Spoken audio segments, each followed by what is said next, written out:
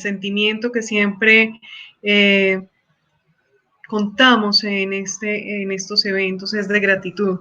Gratitud, por supuesto, a los que nos siguen cada curso, cada momento.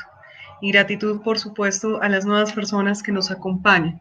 Hoy sé que tenemos muchas nuevas personas, pero que nos une en el amor y la pasión por el derecho de las familias.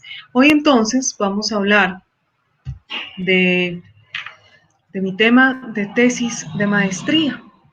Quiero hablarles un poco de cómo llego a este tema y luego empezar a hablar al respecto. Por supuesto, cuando inicio la maestría en Derecho con énfasis en Derecho de Familia en EAFIT, pues uno de los temas que más me llamaba la atención era el matrimonio. Y en aquel entonces estaba la discusión de si se permitía un matrimonio igualitario o matrimonio entre parejas del mismo sexo. En aquel entonces no se había una primigenia sentencia, la C-577 de 2011, que permitía que daba la orden al Congreso de la República para que en 2 años legislara al respecto y que si no lo hacía, pues las parejas podían acudir ante juez o ante notario de familia para solemnizar su unión. Por supuesto, nuestro Congreso de la República, como siempre lo ha manifestado de manera omisiva, no le interesó desarrollar dicho proyecto y se llegaron los 2 años. Entonces las diversas parejas acudieron a los notarios, acudieron a los juzgados, algunos los casaron, algunos declararon uniones solemnes y en medio de todo esto hubo una cantidad de tutelas, disciplinarios y infinidad de ataques y luchas y conquistas tratando de lograr un matrimonio entre personas. Finalmente llega la sentencia SU 214 de 2016, donde se interpreta el artículo 113 del Código Civil para dejar de decir el matrimonio es entre una mujer y un hombre para hoy poderlo leer de conformidad con nuestra jurisprudencia en matrimonio entre personas. Por supuesto, en medio de todo este debate, me preguntabas yo si esa institución del matrimonio, ese contrato regulado así en el Código Civil, con toda la inspiración francesa y toda la inspiración romana, seguía siendo el mismo. Sin embargo, parecía que sobre ello ya se había hablado mucho. Como dicen algunos doctrinantes, ríos de tinta hay al respecto. Y en medio de eso, uno de los magistrados que más admiro y que mi gratitud académica no podría contenerla en palabras, y que en su momento cuando lo tuve de presente, no se me cortó la garganta para poderle decir cuánto tenía por agradecerle, puesto que él me inspiró a este tema, el doctor Tolosa. Como él mismo se me presentó, yo soy el del osito. Él fue el del habeas data, del oso de habeas corpus, perdón, lapsus linguis, del oso de anteojos. Pero también él mismo se me presentó y me dijo, con todo ese orgullo y ese honor, yo he luchado mucho por las mujeres. Le dije, sí, gracias a usted, la Corte Suprema de Justicia y toda la academia y la jurisdicción recordamos que existe algo más allá que el matrimonio y la unión marital de hecho, y es el concubinato. Él profiere entonces una sentencia que nunca olvidaré estarla leyendo como un titular de prensa en El Tiempo, y decía algo así: las amantes ya tienen derecho de herencia. Por supuesto, imagínense mi sorpresa al leerlo y empezar a leer el titular. Por supuesto, no comprendía absolutamente nada dentro de sus incoherencias. Y cuando tengo acceso a la sentencia, empiezo a develar que no se estaba diciendo nada nuevo, que desde el año 1932, en aquella majestuosa Corte de Oro, aquella que desarrolló todos los principios generales del derecho, aquella que tenemos tanto que agradecerle, había ya empezado a hablar del concubinato y lo había desarrollado profusamente hasta 1990, que se promulga la Ley 54 del 90 y empezamos a hablar de la unión marital de hecho en sentido normativo, precisamente como nos indicó el maestro anterior, inspirados en esta gran profesora antropóloga que había hablado de las familias de hecho en el año 70 y 80. Sin embargo, pero entonces empiezo yo a leer mucho más la sentencia, empiezo a hablar de la palabra concubinato, aquella palabra que yo pensaba que ya había sido derogada desde el 54. Y ojo pues, que ya estaba hablando una especialista en familia, que lleva muchos años siendo docente y litigante. Pero además descubro que esa persona que falleció no tenía una sola mujer, tenía dos. Y la segunda estaba reclamando sus derechos. Y empiezo entonces a investigar sobre todo esto. Ya había tenido algunas referencias sobre el poliamor y las referencias eran precisamente desde la omisión, desde la invisibilidad, como una de esas tantas cosas que el derecho de familia no estaba regulando. Y empiezo a leer muchísimo, leer inclusive historia, encontrar que esto existe desde siempre. Esto no es nada nuevo. Y aquí les presento entonces hoy mis avances de investigación en mi tesis de maestría. Hoy les presento entonces una de las tantas formas de ser, de vincularse sexoafectivamente, de estructurar una familia. Les vengo a presentar entonces las familias poliamorosas. Lo primero, por supuesto, que hay que aclarar es su nombre, puesto que desde su nominación hay bastante conflicto. Inclusive una de las personas que más me lo cuestiona es Vladimir. ¿Por qué hablo de familias y no de familia? Porque como a continuación les voy a exponer, no hay una sola forma de configurar el poliamor, hay muchas formas. Entonces, por eso no podemos seguir siendo tan singulares de seguir nominando las cosas a partir de una sola realidad. Tenemos que obedecer a ese principio que ya el doctor Aramburu, nuestro gran maestro, lo mencionó, y que por supuesto la profe María Isabel también lo hizo, el principio de libertad familiar y el principio de diversidad y pluralidad. Si vamos a obedecer a ambos principios, por supuesto, debemos dejar de decir familia y empezar a seguir de la manera plural familias poliamorosas, para poder entrañar, para poder significar, para poder decir y mencionar todo lo que quepa dentro de ellas, sin excluir.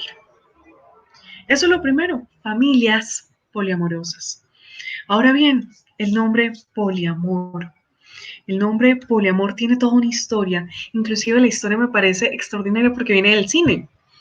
¿Quién creyera que el derecho hoy nomine a partir de citas fílmicas y de algunos relatos literarios? Allí es donde vamos a encontrar las primeras referencias a esta expresión, poliamor.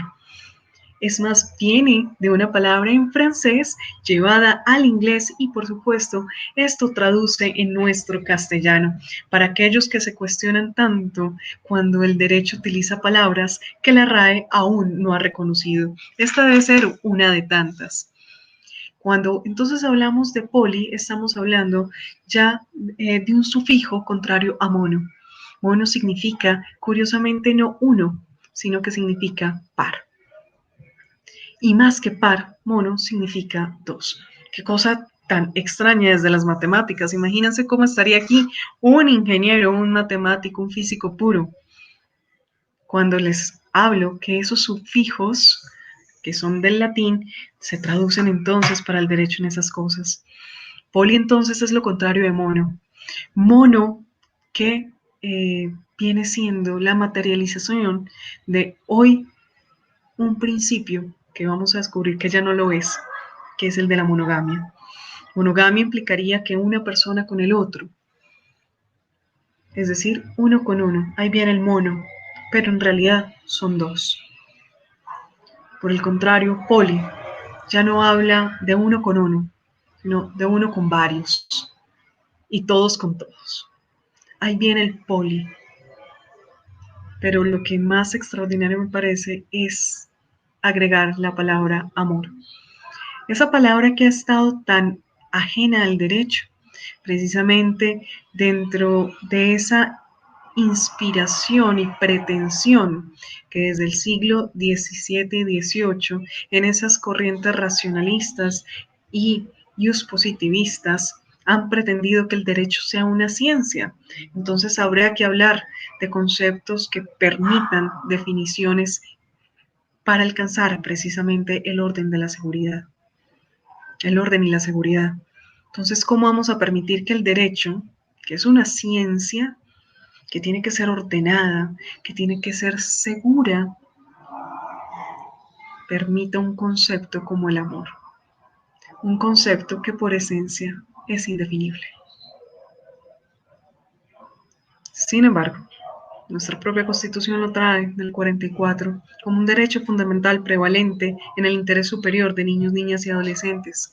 Y a través de la jurisprudencia, no solamente convencional, sino comparativa de otras latitudes, y en Colombia en particular, hablamos de una cuarta generación de derechos fundamentales donde está el amor. Entonces esto ya no es ajeno al derecho. Y por supuesto, este derecho a las familias contemporáneo del que nos hablaba el maestro Aramburu y la profe María Isabel, tiene por supuesto entonces que hablar del amor, de ese verdadero vínculo que une a las familias. Entonces, cuando nos hablan de familias poliamorosas, en primer instante estaríamos hablando de familias donde hay muchas personas participando bajo vínculos sexo-afectivos. Y vamos a encontrar entonces gran diversidad y amplitud.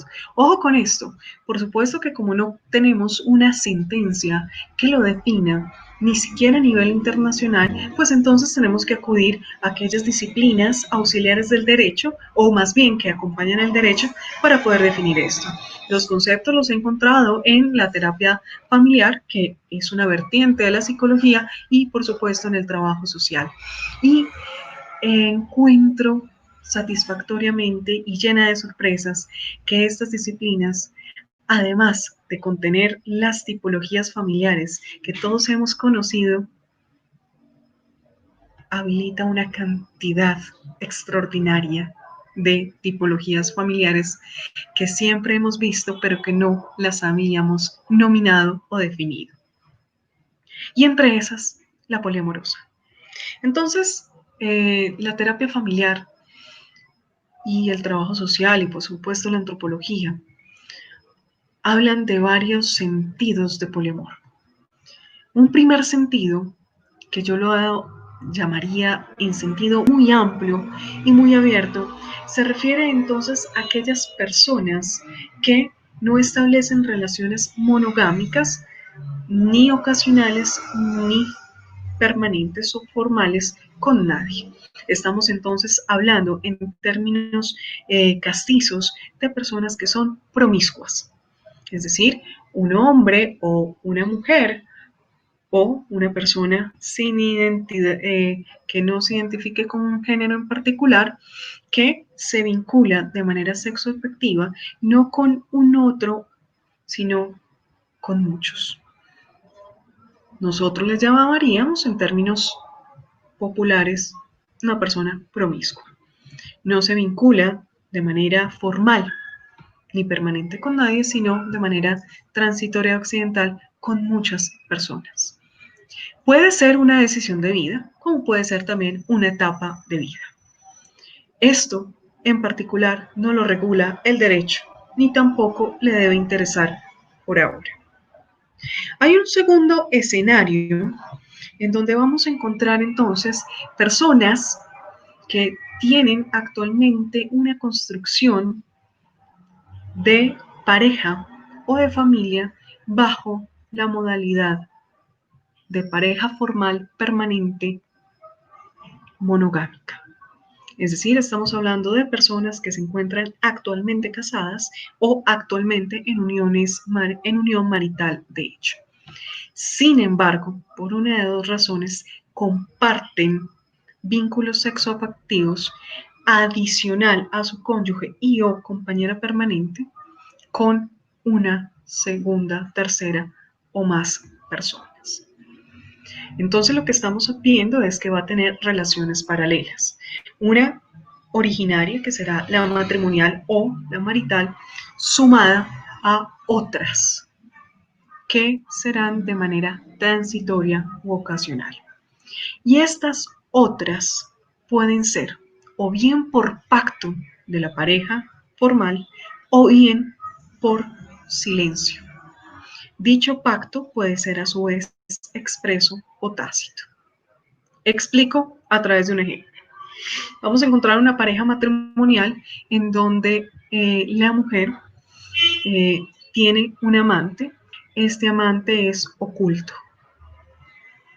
Estamos entonces en presencia de un hecho jurídico que es regulado por el derecho llamado relación sexual extramatrimonial y que tendrá efectos en cuanto es causal de divorcio contencioso y las demás consecuencias respectivas. 2.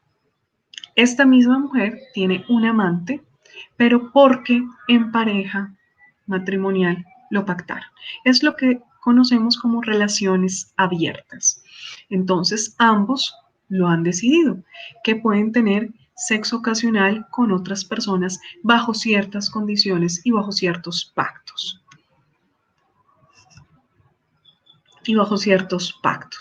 Inclusive, el pacto puede ser tácito. ¿Cómo así que tácito? Hablemos primero del expreso. El expreso es entonces la pareja de personas, dicen, cada uno puede tener una relación sexual con otra persona, pero con estas condiciones. Y las plantea. Cada pareja decide cómo hacer su relación abierta. Pero también ese sería un pacto expreso con unos condicionantes. Y esos condicionantes, imagínense todo lo que la diversidad podrá permitir. Segundo, pacto tácito. Y se los defino de la siguiente manera. Haga lo que quiera, siempre y cuando no me dé cuenta. Eso es un pacto tácito de relación abierta. Esto, por supuesto, no es poliamor, porque ese tercero que está allí no hace parte de la estructura familiar original. Simplemente es una persona, una relación accidental, una relación transitoria, una relación a veces prohibida, escondida, otras veces permitida de manera expresa o tácita, pero no hace parte de la estructura familiar, no se considera familia.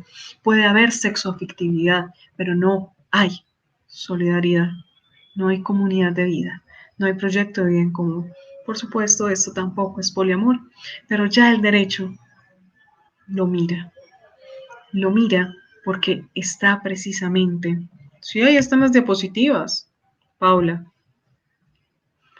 eh, precisamente el derecho lo mira porque estando en el matrimonio, ese tercero puede configurar la causal subjetiva de divorcio número 1, relaciones sexuales extramatrimoniales. 2, si estamos en presencia de la unión marital, de hecho, ese tercero podría entrar a discutir la singularidad. Pero además, el derecho le interesa porque esos pactos expresos están regulados bajo autonomía privada, bajo ese principio de la libertad y configuración familiar, bajo ese principio de la pluralidad. Y hay un tercer escenario, el estricto, en donde efectivamente vamos a hablar de poliamor o de familias poliamorosas. En este escenario también vamos a encontrar multiplicidad. Un primer escenario que me parece hermoso, puesto que nos da cuenta de la historia de Colombia y de la pluridiversidad étnica y cultural que tenemos. Y es entonces aquellas familias en donde vamos a encontrar, por ejemplo, un hombre que cohabita, convive y tiene una comunidad de vida y un proyecto de vida en común con dos mujeres. ¿Esto dónde lo vamos a encontrar? Número uno, en nuestras comunidades indígenas. Por supuesto, nosotros somos herederos de ellos mismos y los que permanecen, por supuesto, mantienen estas prácticas que tenían inclusive antes de la llegada de los españoles. Dentro de las investigaciones que he hecho, encontré un artículo que me gustó muchísimo, un artículo que me llevó a la reflexión de cómo Colombia, entre muchas de sus deficiencias, es lo poco que estudia su propia historia y mucho menos su historia precolombina, a diferencia de México, que es absolutamente profuso y además orgulloso y conocedor de su historia precolombina a través de los dos imperios, maya y azteca. Lo mismo que vivencié hace un año en Perú, cuando vi qué tanto investigan, conocen, se apropian y se sienten orgullosos de su civilización e imperio inca. Muy diferente a nosotros, que acaso sabemos que aquí habían nativos americanos. Difícilmente alcanzamos a decir más de 3 comunidades y civilizaciones indígenas que estuviesen asentados en nuestro territorio. Y dentro de esas cosas extraordinarias encuentro un artículo, un paper, de una de las universidades de Perú, donde hacen un estudio de cómo era la familia incaica. Preguntémonos a ver si en Colombia existe un estudio de cómo eran las familias en tiempos precolombinos, en las diversas civilizaciones y comunidades que teníamos. Y en la familia incaica había poliamor, con con una comprensión preciosísima. El poliamor no estaba prohibido o permitido a partir de asuntos religiosos o espirituales. Era permitido a partir de asuntos económicos, es decir, era un tema de élite. El emperador y su nobleza, si se pudiese llamar así, podían acceder a tener múltiples mujeres o las mujeres podían acceder a tener múltiples hombres siempre y cuando tuvieran la posibilidad económica de mantenerlos. Era un asunto de élite, era un asunto de plata. Les va a empezar a sonar similar a otra civilización y otras culturas que son bastante lejanas, pero parecen que son bien cercanas en este punto de identidad. Además, en Colombia no solamente somos herederos de estas culturas que lejos de extinguirse por la conquista y colonización española, perviven mimetizados a través del mestizaje. Y por supuesto llegan hasta nosotros. Por eso no podemos descontar el poliamor y las familias poliamorosas porque hace parte de nuestra historia, hace parte de nuestros ancestros, de esa cultura milenaria que llega a nosotros a través del mestizaje. Pero además, recuerden que aquí no solamente había una cantidad de comunidades nativas americanas, sino que llegaron una cantidad de culturas europeas, no solamente españoles, llegaron de todas las regiones de Europa, y no solamente españoles de la nobleza, por supuesto que llegaron aquí, no solamente el mito de que aquí solamente llegaron ladrones y lo peor de España, aquí llegó de toda clase, de españoles.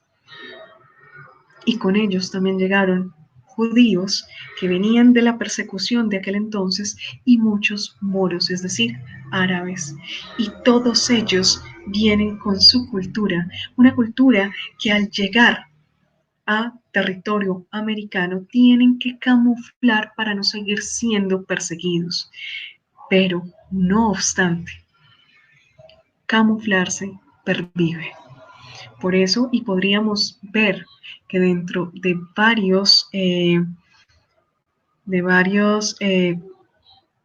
el Antiguo Testamento, en varios de sus libros, vamos a encontrar referencias de familias poliamorosas. Por supuesto, entonces, la cultura judía está permitida. Y cómo no, dentro del Islam, es decir, dentro de la cultura árabe. Y eso está en nosotros.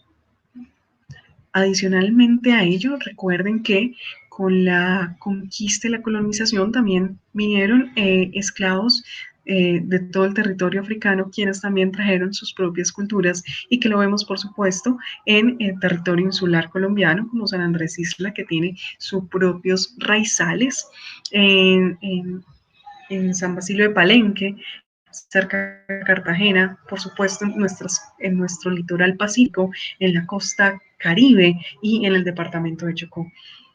Todo esto hace que seamos una cultura extraordinariamente rica, diversa, que se impone la española a través de la ideología cristiana e impone la monogamia a través de la institución matrimonial.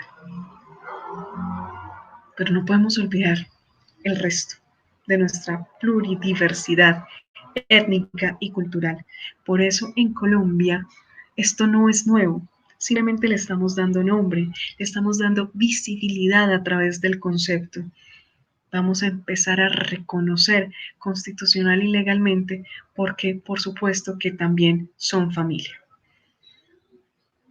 Entonces, en esta primera forma de ser de familia poliamorosa, vamos a encontrar entonces de manera extraordinaria lo que, y cuando digo extraordinaria no es por excepcional, sino por maravilloso, muchas de nuestras comunidades indígenas, tan olvidadas, por supuesto, a veces recordadas por titulares de prensa, últimamente más porque se han visto muy afectados por la pandemia, pero en términos generales han sido olvidados, minimizados, invisibilizados, hasta el punto de que la Constitución les dice, ustedes tendrán su propia jurisdicción, con su propia normativa, pero no me interesa. Ténganla ya para ustedes y con un límite que esté conforme a la Constitución. ¿Y cómo será entonces el derecho de las familias de las diversas comunidades indígenas nuestras? ¿Quién se ha atrevido a mirar cómo se relacionan los Emberá chamí, los Emberá catíos, los inúes, los guayú y siga adelante? Por supuesto que todas estas comunidades indígenas tienen mucho que enseñarnos del concepto de familias que tengan, y entre ellas las familias poliamorosas. Y si tiene reconocimiento a través de la jurisdicción indígena especial, por supuesto entonces tiene reconocimiento constitucional. Pero no solamente hablemos de algo que pareciese tan lejano, aunque a través de nuestra sangre está viviendo. Hablemos, por ejemplo, de algo que me pareció precioso cuando tuve la oportunidad de dar clase en Montería, es decir, en nuestro mágico Caribe colombiano. Cuando expongo al respecto, para ellos fue escuchar su melodiosa música vallenata y por supuesto el porro sabanero. Para ellos fue música escuchar que esto existe, porque para ellos es normal. Y cuando algo está normalizado, deja de tener tabú. Para ellos es muy normal que un hombre tenga varias mujeres. Recordemos nada más a el principal exponente en nuestra cultura vallenata, que es el cacique de la Junta, Diomedes Díaz. Y a través de toda la música vallenata, inclusive del porro, van a descubrir una cantidad de referencias de familias poliamorosas. Por supuesto, además, en la literatura, en el arte, en el baile del Caribe colombiano. Póngale atención que la historia también se puede leer a través de lo que no está escrito. En este caso, de la tradición oral, de la tradición artística, de la cultura. Y para ellos es normal que yo llegase a hablar de esto. Es más, me sorprendí más yo de todo lo que ellos tenían por contarme. Y logré entender dos palabras muy hermosas de entender la familia poliamorosa, de cómo hay una señora oficial y cómo está la querida. Qué nombre tan absolutamente hermoso. No es, como lo referimos aquí en el interior, la moza, no es la amante, no tiene carga peyorativa, no tiene ningún juicio moral ni ético. ¿Qué es ella? ¿Qué significa ella? Una palabra a partir de su emoción, de su esencia. ¿Ella quién es? La que es querida. Tanto que el lenguaje popular tiene por enseñarnos. Pero además, entre la señora oficial y la querida hay afecto. Un afecto fraternal. Se quieren como hermanas, hasta el punto de que entre ellas cuidan conjuntamente al hombre y además crían conjuntamente los hijos como si fueran propios, comunitarios, tribales, hasta el punto que entre ellas se llaman comadres. ¿Han escuchado esa expresión? Por supuesto. ¿Y qué significa? ¿Qué traduce? Corresponsables en la maternidad. Ambas son mamás, una biológica y una de crianza, pero ambas por el vínculo socioafectivo. Normal, tan normal que hay que ver cómo son las celebraciones en nuestro Caribe colombiano, cómo es un Día de la Madre, cómo estas personas visitan amparias de sus madres sin verificar su registro civil de nacimiento o una prueba de ADN. Y el Día del Padre es extraordinario como todos estos hijos comunes, sin importar las diversas madres que tienen, están donde su papá. Y entre todos ellos los hermanos se tratan igual, así sean 10, 15, 20, sin importar ese segundo apellido o cuál es tu mamá. Todos son hermanos. Familia poliamorosa. Y podemos encontrar que pueden cohabitar bajo el mismo techo o pueden tener una comunidad de vida en techos diferentes. Todo dependerá de qué, no solamente de la buena o mala convivencia, sino además de la capacidad económica. Si el señor tiene muy buena capacidad económica, pues tendrá entonces a sus dos mujeres con sus respectivos hogares, pero juntos son un solo hogar, una sola familia, porque juntos son una comunidad de vida, juntos tienen el mismo proyecto de vida común. O a veces, precisamente por las mismas condiciones económicas, pero también la misma violencia que nos ha llevado a desplazarnos, conviven y cohabitan bajo el mismo techo. Sin problema, compartiendo y siendo corresponsables, no solamente en el cuidado de los hijos comunes, del marido, entre ellas, sino también de las labores domésticas. Tanto que nos tiene que enseñar una cultura tantas veces despreciada. Y también vamos a encontrar entonces otra forma de familia poliamorosa.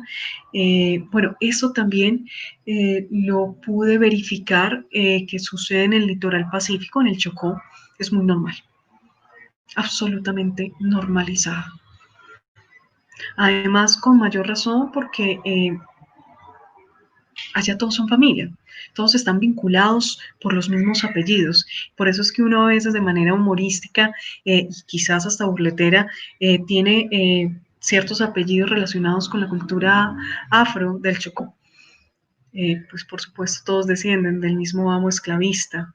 Eso dice y cuenta mucho de nuestra historia, pero entre ellos, como ha sido un departamento aislado, también se han vinculado íntimamente y terminan siendo todos familias. Es bien bonito hacer la fila del avión hacia Quibdó y descubrir cómo todos se conocen, cómo todos son familia, cómo todos son vecinos, pero íntimamente todos son familia porque todos se quieren, todos son solidarios. Por supuesto, entonces, allá las relaciones poliamorosas, las familias poliamorosas son normales, son visibles, simplemente no saben que el derecho también las ampara, las regula, las protege. Y en todo el litoral pacífico lo vamos a encontrar.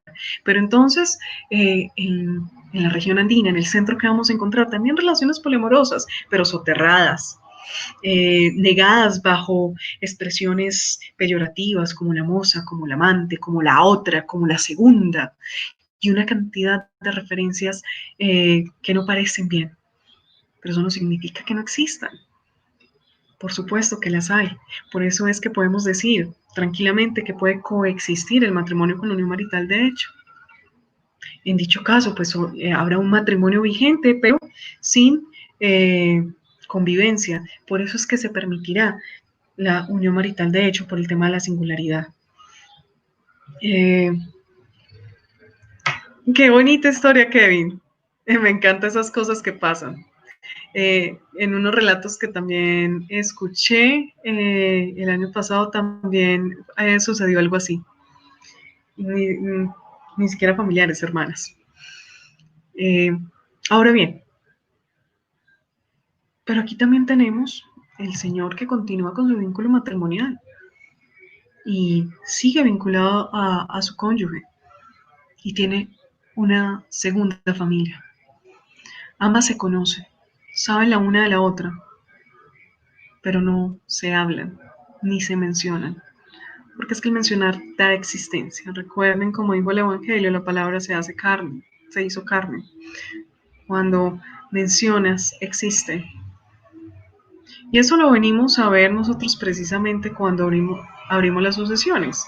Cuando abrimos las sucesiones empieza la historia. Es que vea, mi papá estaba casado, pero también vivía con mi mamá. No. O mi papá, mi mamá estaba casada con mi papá, pero él también tenía otra señora y con esa señora tenía unos hijos. Obviamente, mientras el papá estaba vivo, había silencio absoluto, pacto de silencio.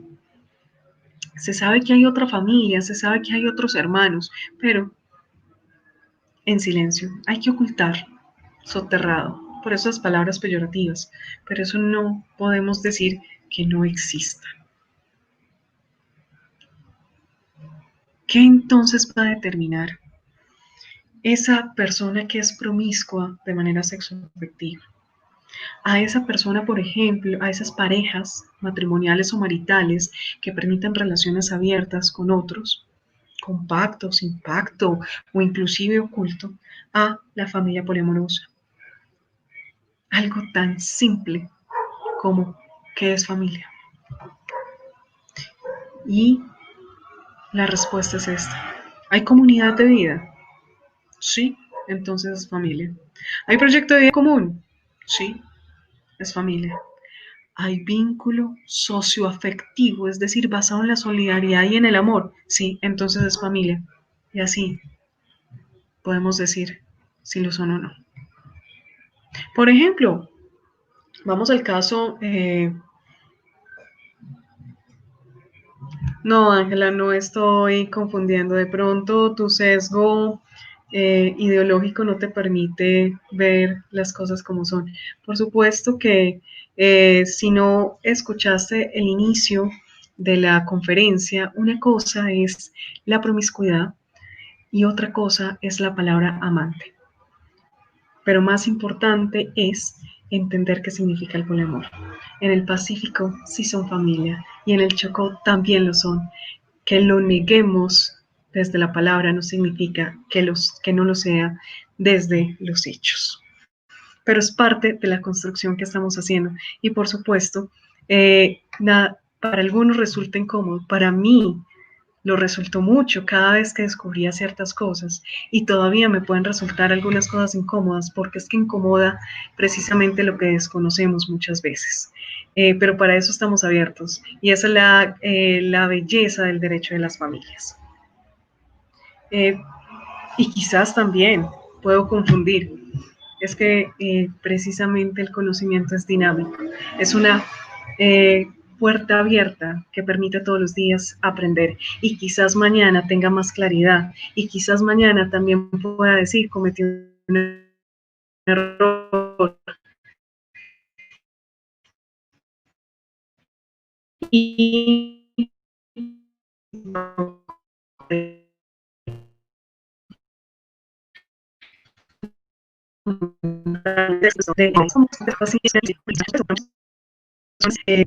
no son, por ejemplo, homosexuales, no tienen por qué compartir las relaciones homosexuales, pero por supuesto se respeta profundamente.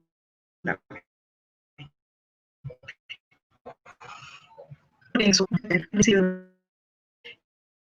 y, y de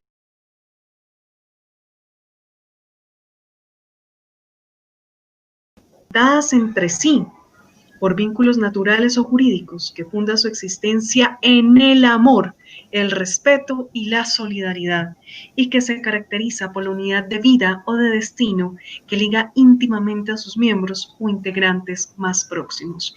Miren qué definición tan extraordinaria.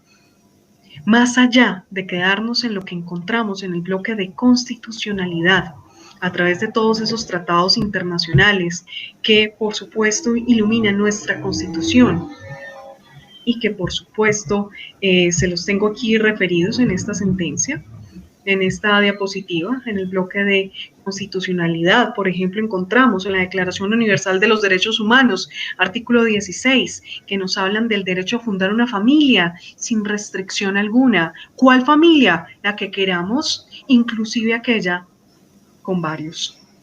Y la Declaración Americana de los Derechos y Deberes del Hombre, artículo 6, nos dice derecho a constituir una familia. ¿Cuál? Cualquiera. Es decir, esto tiene protección convencional. Esto está en un tratado internacional sobre derechos humanos. 195 estados suscriben y ratifican la Declaración Universal de los Derechos Humanos.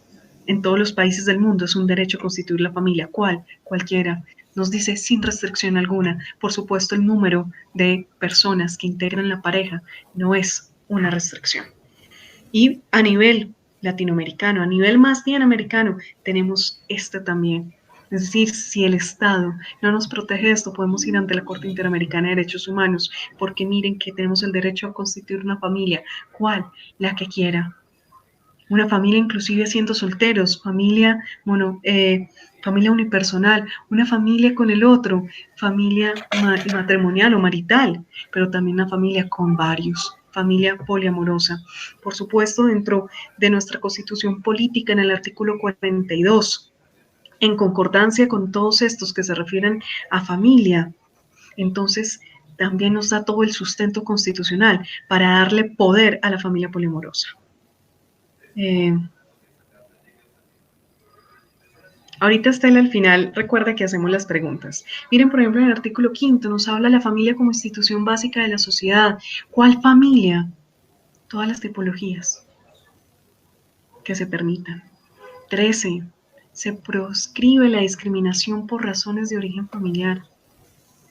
Por supuesto, no podríamos discriminar a nadie porque provenga de una familia poliamorosa, porque venga del amante, porque venga de alguien promiscuo, porque no venga de un matrimonio o una unión marital. Es una prohibición del artículo 13. El 15 nos habla del derecho a la intimidad familiar. Por supuesto, cada familia de manera íntima puede decidir cómo conformarse y nadie tiene derecho a juzgarla.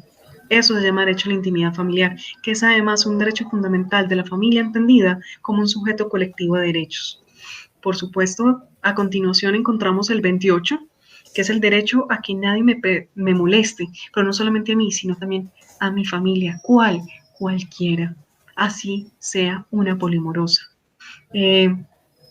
Luego pues encontramos el 33, que es este principio tan importante, sobre todo pues para temas penales, que es la prohibición de obligar contra sí mismo, contra el cónyuge, compañero permanente. Aquí se excluye entonces el tema, se excluye la familia poliamorosa. Luego entonces, miren esta belleza, el artículo 44, el derecho de los niños a tener una familia y no ser separados de ella, cualquiera que sea esta. Luego, pues ustedes van a encontrar en las diapositivas que se les enviará si no las han podido bajar dentro del panel del evento. Aquí encontramos los derechos fundamentales de la familia, entendida como un sujeto colectivo de derechos, y todo esto nos va a dar el sustento constitucional y normativo para poder hablar de la familia poliamorosa. Y algunas definiciones que vamos a encontrar en la ley respecto a qué es familia.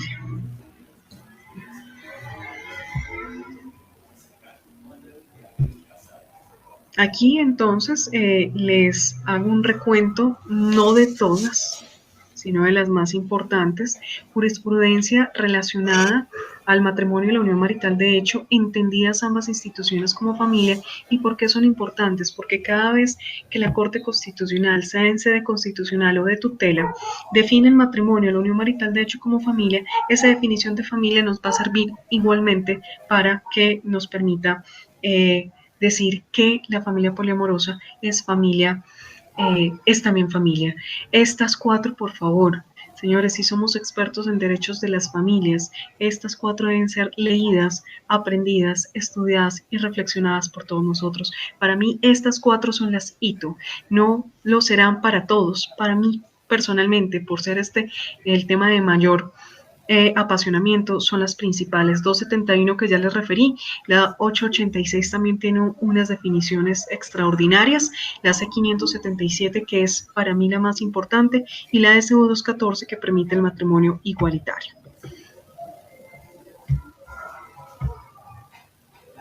Ahora bien, hablando de esa 577 tan importante, miren que volviendo al 271 ya nos está hablando es que la familia se une por el amor, el respeto y la solidaridad, el vínculo socioafectivo del que tanto Vladimir y yo les mencionamos. Pero además miren qué palabras tan bellas, unidad de vida, destino de vida, es decir, proyecto de vida en común. Díganme entonces si en esa definición de la 271 no cabe la familia poliamorosa. ¿Será que le vamos a decir a ese señor caribeño, costeño, que tiene a su señora oficial y a su querida y tiene muchos hijos, le vamos a decir en la cara que no es familia? ¿Ustedes se atreverían a hacer eso? Yo no soy capaz. ¿Quién soy yo para decirle a alguien que no es familia? Yo no permitiría que nadie me dijese que Vladimir no hace parte de mi familia, si lo considero como tal, porque lo que hace el vínculo familiar es el amor, el respeto y la solidaridad. Pero miren las 577. Ojo que esta sentencia ha sido malentendida como la del matrimonio igualitario, y por supuesto que no. Esta es la que les refería al principio, que le dio la orden al Congreso para legislar y no lo hizo y dio ese término de 2 años. Sin embargo, más allá de eso, su verdadera importancia radica en la reconstrucción del concepto de familia a partir del 42 para poderlo resignificar. Y habla de todas las tipologías familiares, por eso es tan importante. Quisiera leerlos, aunque es maluco que lean, pero es que es importante en este punto. El concepto de familia no incluye tan solo la comunidad natural compuesta por padres, hermanos y parientes cercanos. Por supuesto, ahí se está refiriendo al vínculo consanguíneo, sino que se amplía incorporando aún a personas no vinculadas por los lazos de la consanguinidad, cuando faltan todos o algunos de aquellos integrantes, o cuando por diversos problemas, entre otros los relativos a la destrucción interna del hogar, por conflictos entre los padres y obviamente los económicos, resulta necesario sustituir al grupo familiar de origen por uno que cumpla con eficiencia y hasta donde se pueda con la misma o similar intensidad el cometido de brindar al niño un ámbito acogedor y comprensivo dentro del cual pueda desenvolverse en las distintas fases de su desarrollo físico, moral, intelectual y psíquico. Eso es familia. Familia no es solo sangre. Mire que se amplía a aquellos que no son sangre. que por diferentes razones, y aquí menciona apenas unas, terminan siendo entonces quien cumpla con qué, donde encontremos ese ámbito acogedor y comprensivo para poder desarrollarnos física, moral, intelectual y psíquicamente. Con esas dos definiciones, vuelvo y pregunto, ¿será que la familia poliamorosa no lo es? Y acá, además, dentro de lo que el profesor Francisco Alirio mañana les va a hablar de la familia de crianza o solidaria, en donde él les va a hablar del vínculo socioafectivo. Encontramos entonces una línea jurisprudencial, aquí simplemente hago referencia a algunas, como ven solamente llego hasta el 2015 en estas diapositivas, pero hay muchísimas más, simplemente escojo estas casi de manera aleatoria por ser las más significativas, por supuesto habría que actualizarlas con las de este año, y el reconocimiento hasta hoy de los derechos que se han señalado. Entonces la pregunta es, ¿será que dentro de la familia de crianza solidaria, si a través de ese vínculo afectivo no podríamos también encajar la familia poliamorosa? ¿Será que no?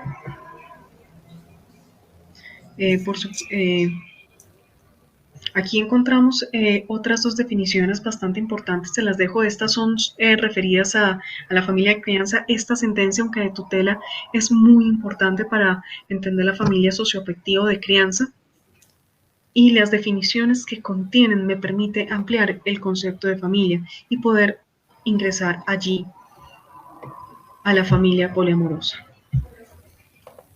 Por último, y ya para terminar, porque ya me están acosando, entonces la relación concubinaria o poliamorosa, concluimos que es entonces una familia de hecho, natural o no formal.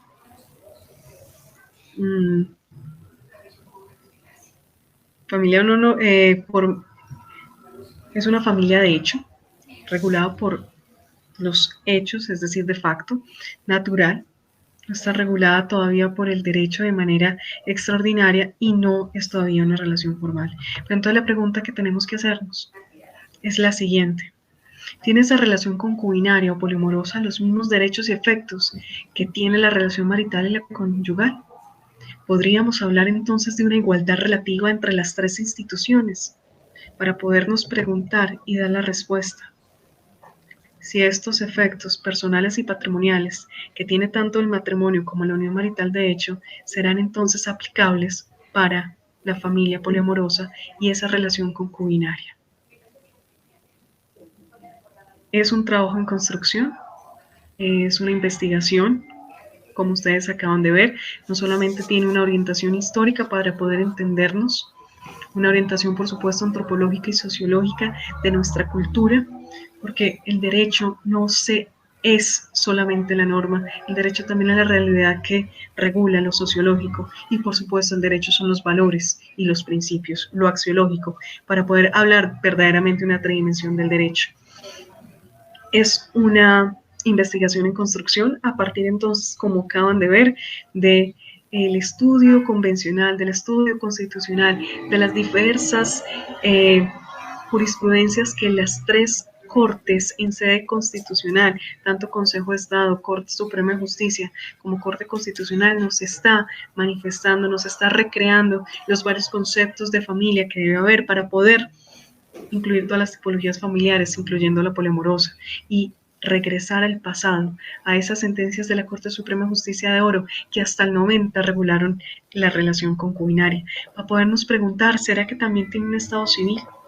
Puede haber cambio de nombre, tener un domicilio común, podrá aplicarse la nacionalidad al concubino, tener alguna especie de parentesco, podrán adoptar, habrá presunción de paternidad, cuáles son los derechos y deberes que hay dentro de la familia poliamorosa, podrá ser protegida por las leyes de violencia intrafamiliar, podrá celebrarse un contrato de esponsales, serán titulares del principio de no autoincriminación, estarán entonces bajo el régimen de inhabilidades e incompatibilidades de la contratación estatal.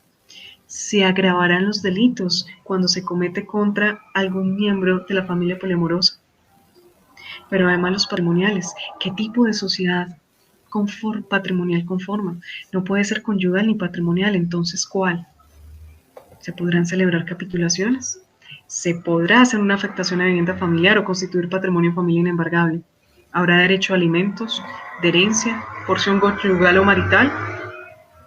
¿Podrán ser indemnizados por responsabilidad civil? ¿Podrán ser beneficiarios de la seguridad social?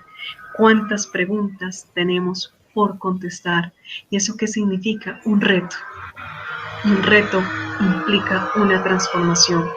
Y para poder transformar tenemos que construir con lo que tenemos, que es el derecho convencional, constitucional y principial a partir de esta realidad, para que podamos decir efectivamente que estamos haciendo justicia, que somos equitativos y que estamos reconociendo toda la diversidad tan extraordinaria que significa Colombia desde su historia, desde su presente y hacia su futuro.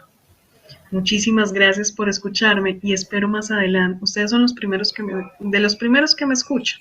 Ya lo hice el año pasado en la Autónoma, con los avances hacia ese momento, pero son los primeros que me escuchan realmente con todo este cuento.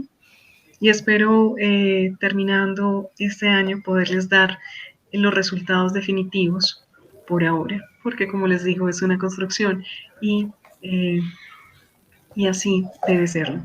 Ahora sí, Vladimir, ¿qué preguntas tenemos? Muchísimas.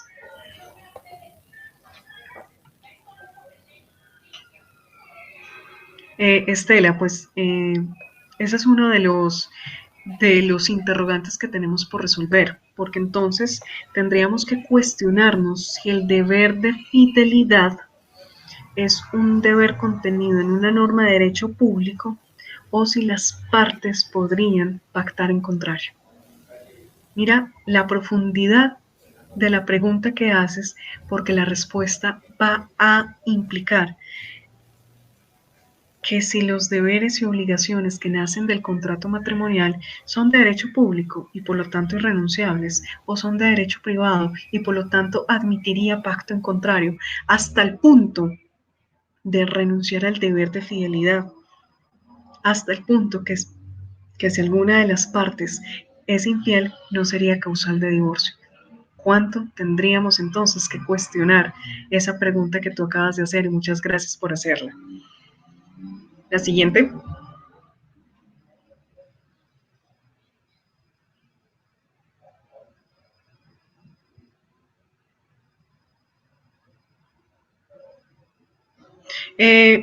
Bueno,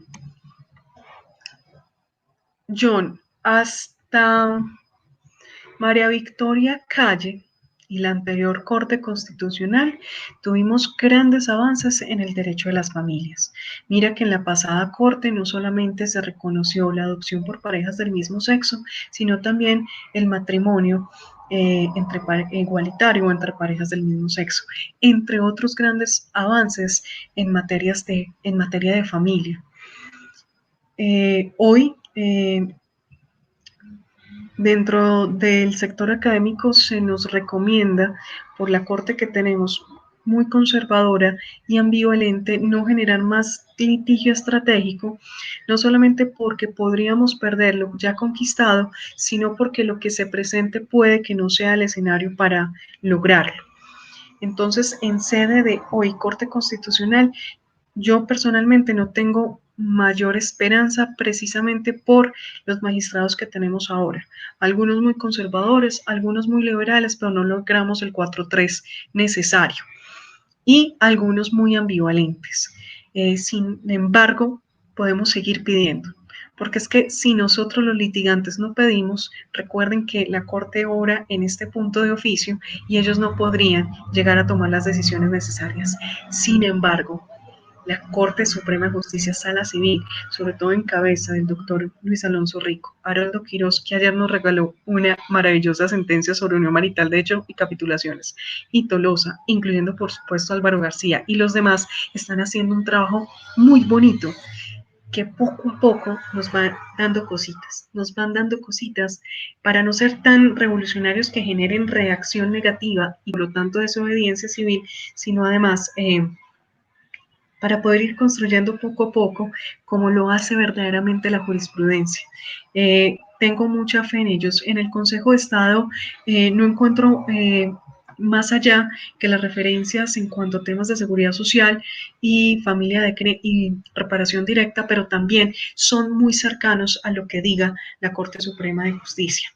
Pero además hay que estar muy atentos en lo que está haciendo Sala Laboral y Sala Penal, que también cuando mencionan temas de familia, como olvidan la rigurosidad de lo conservador del Código Civil, se aventuran a hacer cosas diferentes. Entonces, vamos, pidamos. ¿Y qué es lo peor que nos puede pasar? Que nos digan no, igual que estamos, pero nos van a decir por qué no. Y vamos construyendo. No, la familia de crianza no es una familia poliamorosa, más bien la familia poliamorosa encaja en el vínculo socioafectivo que también tiene la familia de crianza. Son distintas, pero las dos comparten el mismo vínculo o parentesco socioafectivo. La siguiente.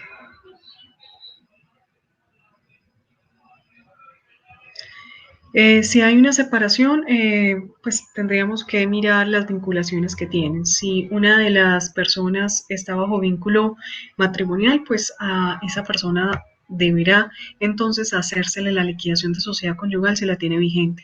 Si hay alguna, y la otra, por supuesto, podrá ejercer derechos a partir de la solución que la Corte Suprema de Justicia ha señalado para ellos, y es la constitución de sociedades de hecho, o mirar de pronto un enriquecimiento sin causa, pero eso lo podremos ver en otro momento cuando veamos esos efectos patrimoniales.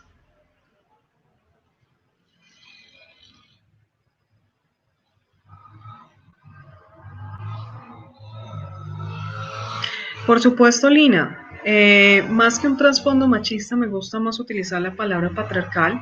Por supuesto, hay todo tipo de violencias de género y en muchas ocasiones, sea por error o por fuerza, es decir, por miedo, estas relaciones concubinarias o poliamorosas son aceptadas por ciertas mujeres de esa manera. O también por ese estilo cultural. Por supuesto, para que podamos hablar de familia poliamorosa tiene que haber consentimiento.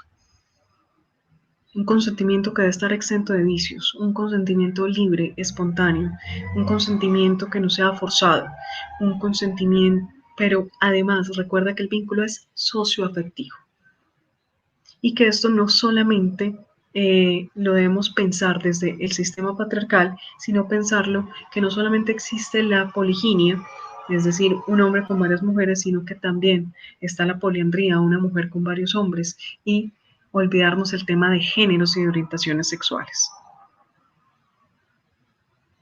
La siguiente.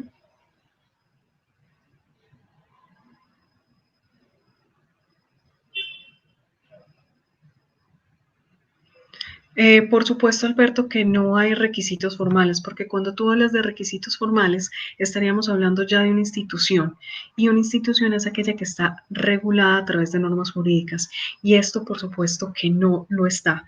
Esto es una construcción que estamos haciendo, fundamentados entonces en el derecho convencional, constitucional y todo el acopio de jurisprudencia de las altas cortes. No hay requisitos formales, además que es una familia de facto. Cuando algo es de hecho de facto y que además comporta tantas formas de ser, tanta diversidad, no sería fácil indicar unos elementos esenciales o de validez o como tú indicas, formales. Lo importante aquí es encontrar lo siguiente: comunidad de vida, proyecto de vida común, permanencia y vínculo socioafectivo.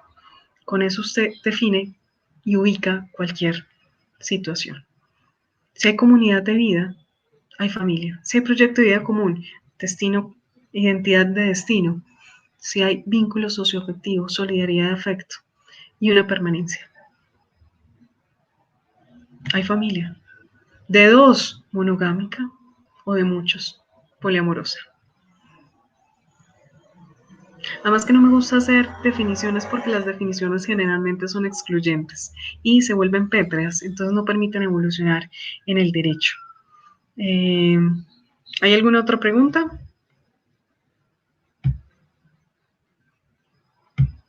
Parece que no.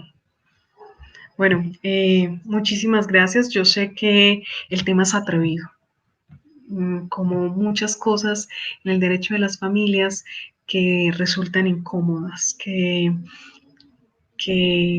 molestan, porque van contrario a nuestra formación, a nuestra vivencia, a nuestra experiencia. Pero el derecho de las familias nos tiene que enseñar muchas cosas, entre otras dejar de ser el abogado perseguidor que juzga.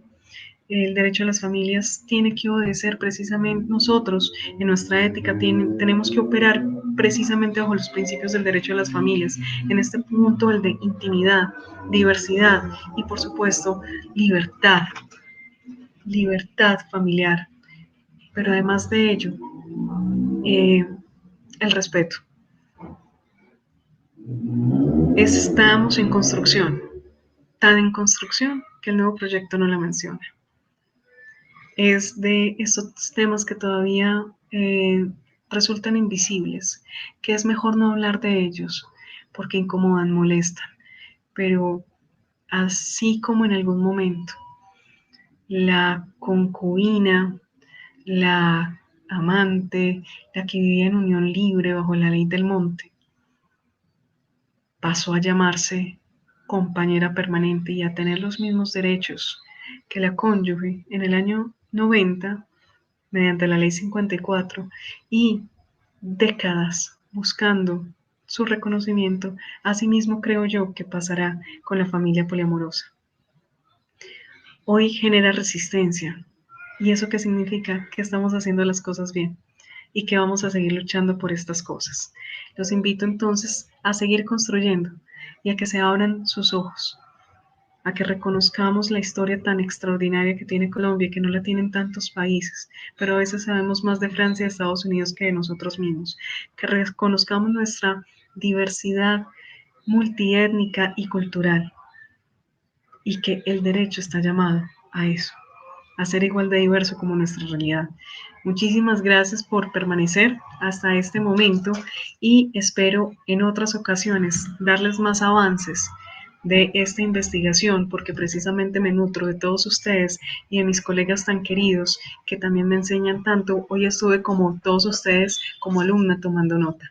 Nos vemos entonces mañana con el gran maestro Guillermo Montoya y con los otros ponentes que tienen tanto por enseñarnos. Una feliz noche. Lady, ¿te vas a despedir o ya?